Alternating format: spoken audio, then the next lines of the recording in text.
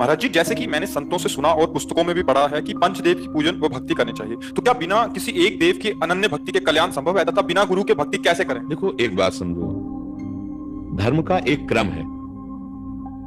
जब हम अनन्य भक्ति की बात करते हैं तो सावई पुनसाम परो धर्मो, ये परम धर्म की बात है, केवल धर्म की बात नहीं। जब हम परम धर्म में कदम रखेंगे तो सर्वधर्मान परित्यज्य माम एकम शरणम व्रज। सिद्धांत समझिए, कक्षा 1 का विद्यार्थी, 2 का विद्यार्थी और डिग्री, अंतर हो जाएगा। ये परम धर्म की वार्ता है।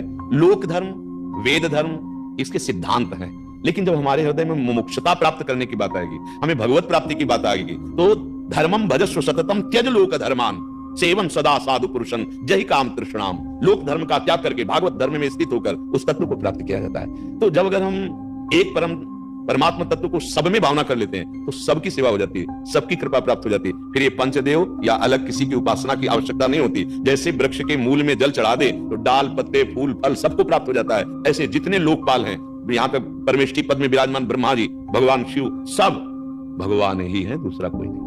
और मूल श्री भगवान को जब अपना जीवन अर्पित कर दिया, सारी सेवाएं अर्पित कर दी, तो सब प्रसन्न हो गए।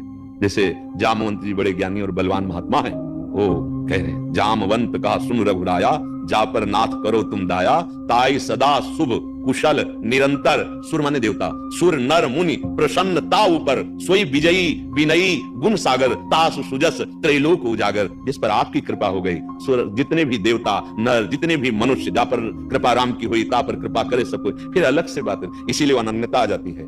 बस हमारी जिह्वा, हमारे नेत्र, हमारे मन, हमारी बुद्धि एकमात्र जो गुरुदेव ने नाम दिया, जो रूप दिया, उसी पे हम आसक्त हो जाते हैं। सबकी सेवा हो जाती है, सब प्रसन्न हो जाते हैं। कोई भी ऐसा महापुरुष नहीं किसी भी संप्रदाय का, जब आप ऊंचाई पर चढ़ने लगेंगे तो सबका दर्शन होगा, सबका आशीर्वाद प्राप्त होगा। ऐसे थोड़ी भगवत स्वरूप में स्थित हो जाता है। किसी भी संप्रदाय के संतों में भेदभाव नहीं, जो ऊपर उच्च कोटि के हैं, व्यक्त या अव्यक्त, जो ऊंचाई पर पहुंचा सब एक हो जाते हैं, और जो ऊंचाई पर नहीं हो वही यहाँ सब एक दूसरे की निंदा, लड़ाई झगड़ा, ये सब बातें होती है। जितने भी देवता हैं, जितने भी भगवत स्वरूप हैं या चराचर हैं, वो सब भगवत स्वरूप, कोई अंतर नहीं। किसी एक को पकड़ लो, वही आपको भगवत प्राप्ति करा देगा। एक को, किसी एक को, लेकिन भगवत भाव से।